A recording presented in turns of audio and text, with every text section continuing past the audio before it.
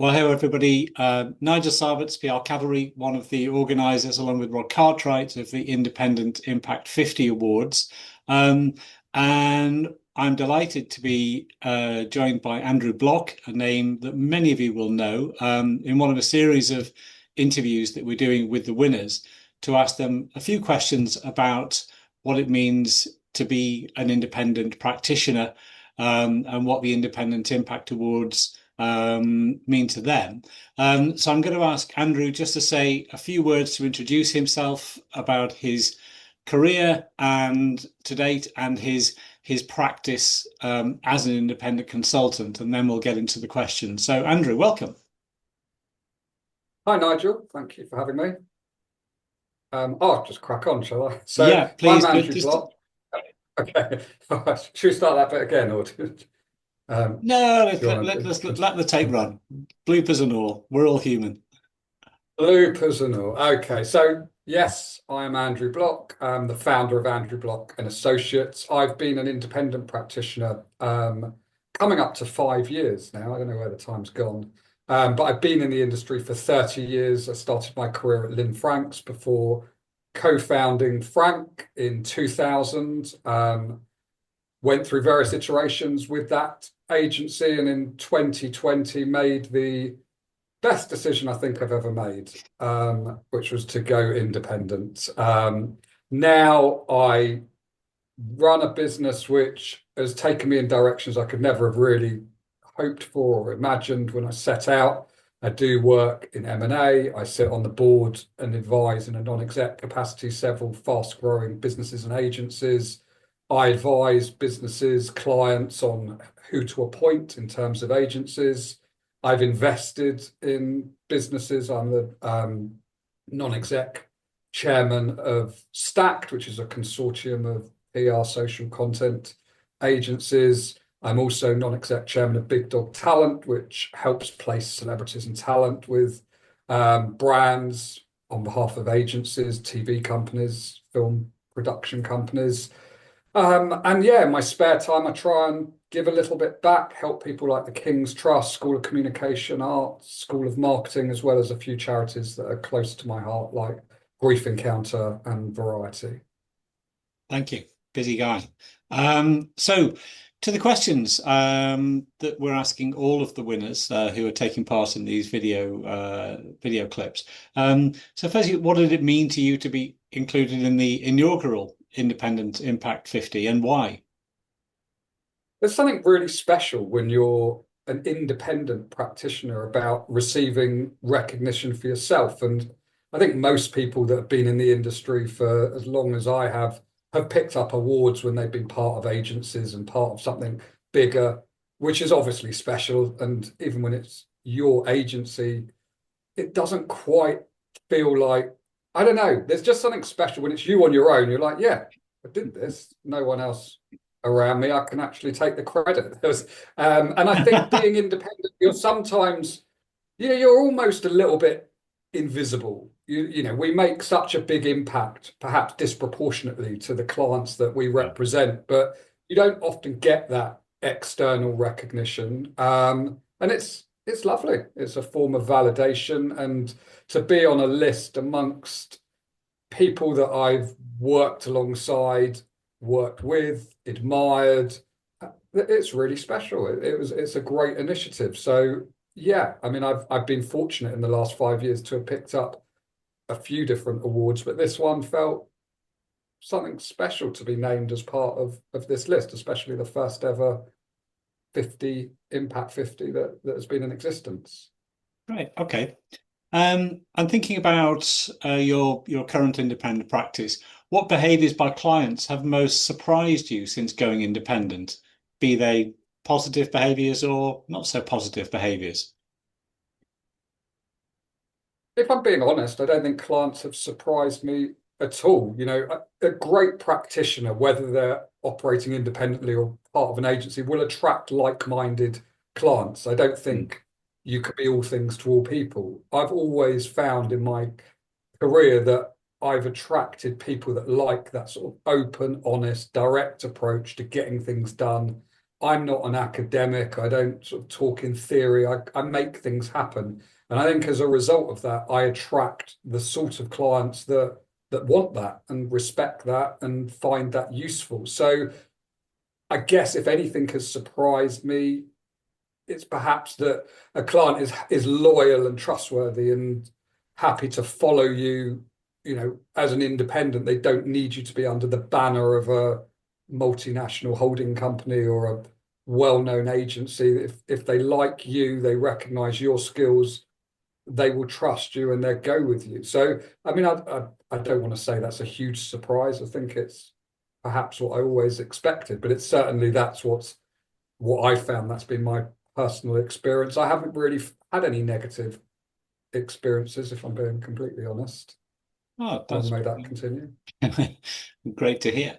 So, okay, so let's imagine you're having lunch with the CEOs of the CIPR and the PRCA. I'm sure you know them both.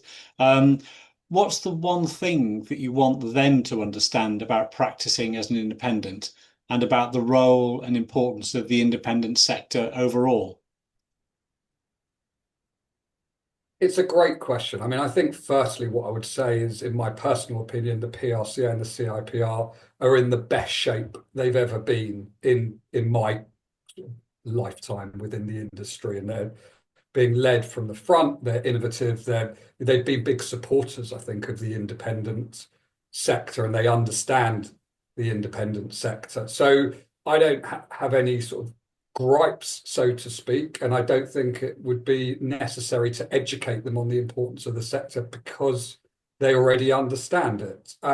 What I would, I guess, lobby for is just making it as accessible as possible to all individuals. So, I see a great value in organizational bodies, and what I would hate is for them to be prohibitive in terms of cost, for people to access. So, making sure membership is accessible, making sure that people can get that validation, they can get the help when they need it, whether they're an individual operating on a very tight sort of personal budget, or that should be the same. Sorry, I'm getting my words stuck really. But what I want to say is, So, I, I think it's really, go on, sorry. Yeah, you sorry. think it's So really,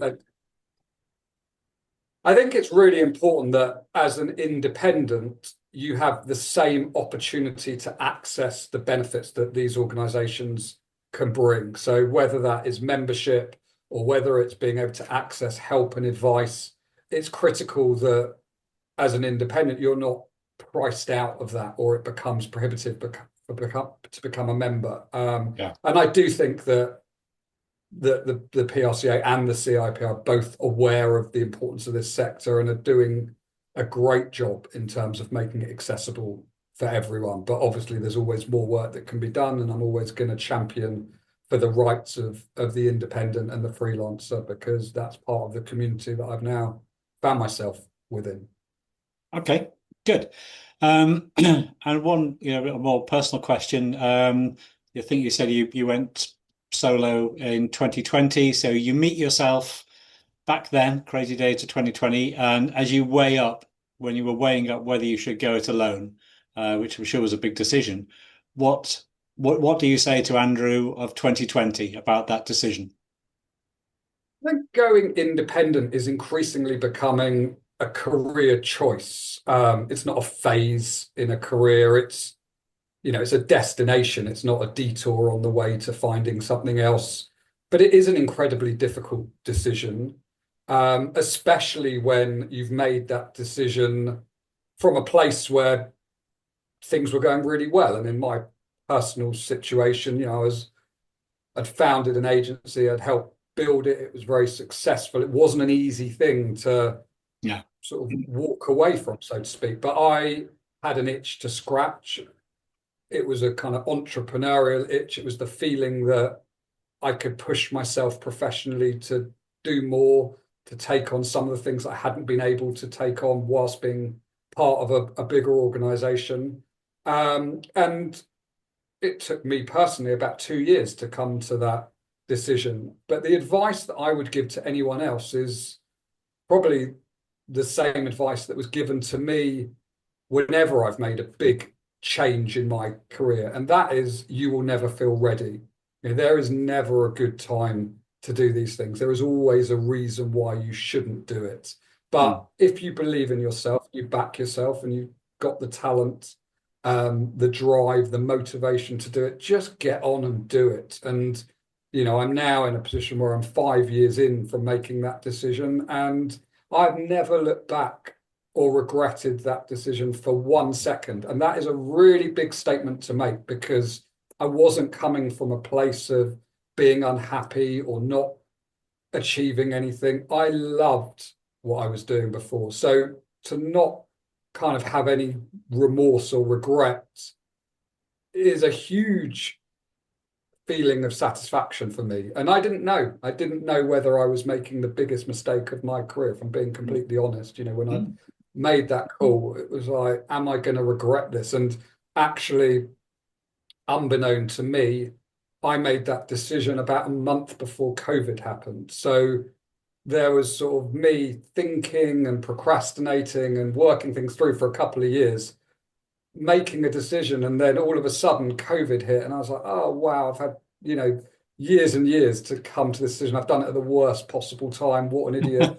And actually it wasn't. It made no difference. Arguably, it kind of almost turbo boosted, you know, this phase of my career because I think what is happening in the world of marketing and communications is that the pace of change is faster than it's ever been. And Mm. whenever there's change, whether that is positive or negative, people need help, people need advice, they need the counsel of strategic advisors. So for me, you know, COVID, I don't think it gets much bigger than that in terms of a grenade that can be thrown into a company and disrupt everything. So I found myself actually in the right place at the right time to help organizations who are having to deal with things that they could never have even dreamt about having to consider 6 months prior. It was unprecedented in terms of the disruption that it caused our industry. So yeah, there's never a good time. There's always a reason not to do things, but just get on with it is my advice. And that's what I would have said to myself at most points of having to have made difficult decisions in my career. Okay, thank you. And finally, you know, that was looking back. This is looking ahead. What words would you use to sum up how you feel about your business, not the industry, your business in the next 12 months? I'm an optimist, and I have no reason for doom and gloom. I think I've been, yeah, pretty fortunate to have found a space whereby I'm building and building year on year. I've built a business model which gives me the capacity to expand. I'm not restricted by hours. I've got a model where I work with the best of the best in terms of other people to pull in resource and to help execute when I can't do it or don't want to do it personally. So I'm not restricted in that aspect in terms of growth. I've sort of built and refined my model to be working on things that I'm enjoying, that are lucrative, that are fun, that are pushing me professionally in terms of the type of work I'm doing. And I'm not a great planner or one for sort of 6 months, 1 year, 2 year plans, but you know, I do reflect on how my business is evolving and tweak it every now and again. And I kind of see the next year as being really, really good. It's just it's an evolution of where I'm at the moment. But as I've kind of building my reputation in this new sort of space, you know, sector. I don't see any reason for it to slow down, and I'm still enjoying it. I still get out of bed every morning and put 100% into every day with a smile on my face, and you can't really ask for much more than that. Indeed not. Andrew, that's been brilliant. Thank you for your answers, for your frankness. So that's a terrible joke. I didn't mean that. Uh, I've heard it once or twice I'm before. sure you have. I didn't plan that, honestly. But no, thank you for being so open and honest about it, and for your time. And we hope to see you at next year's awards. So in the meantime, thank you, Andrew Bloch, and thank you everybody for listening. Take care.